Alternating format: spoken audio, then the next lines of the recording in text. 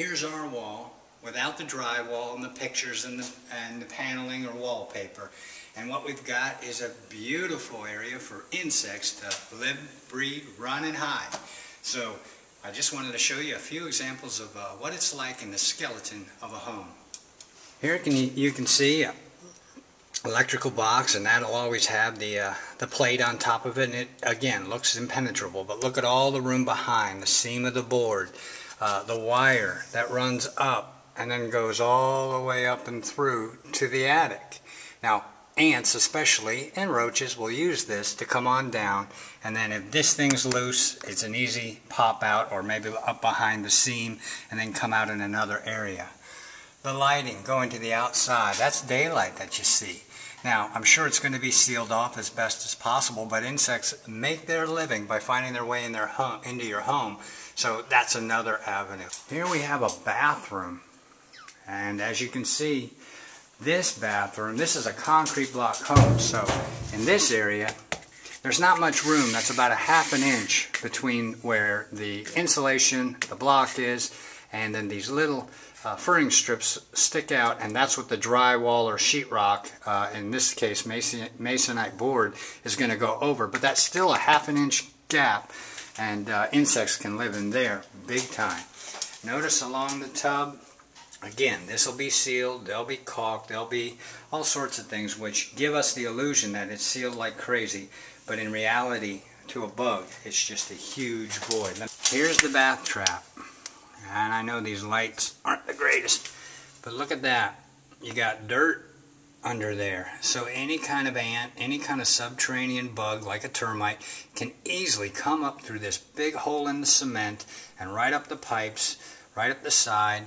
And then look at that void. Look how huge it is. Anything can live back there, including a varmint like a mouse or something of that nature. From there, it's pretty easy for them to scoot out, follow the pipeline, and come out where there's ever a break. And that's what they do. Here's some sliding glass doors, famous for bugs getting in. A lot of times, it's just as simple as shutting a door, and we've sealed some bugs out.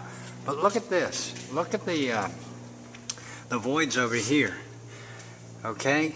These all get walled off, but if an insect can find his way in there, that's like a condominium for them. And then if we can look up top, you see these little pieces of wood?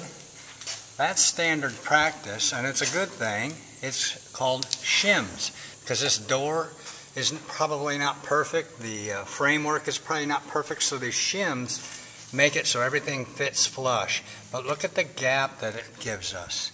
You can just see the gap running around up here. And you can see daylight. Okay? Again, all an insect needs to do is maybe pop up in there. Ants can easily traverse this crack right here. And then it's up and in and wherever they want to go. So shims around sliding glass doors and windows is another awesome possibility for bugs to come into a home. Fireplaces. This is something you don't see all the time. This is going to be a beautiful fireplace, I'm sure, when it's done. But you can just see the voids, huge voids where all sorts of insects can live just behind your wall, and you'll never be any of the wiser. It looks like they've had some bug problems here already. The stack goes all the way up and into the abyss of the attic, and if anything's not sealed 100%, that's all they need. Again, the wires coming down, coming through a solid board all the way, and then out, and the ants, the roaches, you name it, follow it to their destination, come out on the sides, come out somewhere else. For my last example, I wanted to show you an attic. Now this is going to be a finished room, but still you can see there's going to be a pretty large void up above our heads. And you can see wires running, and anywhere there might be some recessed lighting is going to be a possibility for a spider or something like that to poke out and to come out into our living area. This part of the attic is up over an existing home, and you can see the daylight way back there. That's from a vent, and again, that gives you an easy way, 9 times out of 10, for a bug or a mouse, a squirrel, to get in, and then he's just got the Taj Mahal waiting for him, a huge play area. Should ants or roaches use that, they'll just easily follow these lines up and in, and then out wherever they can go. If they can't get that way, they'll just keep following along. Remember, insects follow air currents and lighting and smells, so anything that's going to allow that to escape through is a possible entry point. So, anyway, this has been Jerry Schapper with PestCemetery.com. Hope you enjoyed taking a look at the skeleton of your home. Thanks for visiting my blog. Hope to see you again soon. Take care.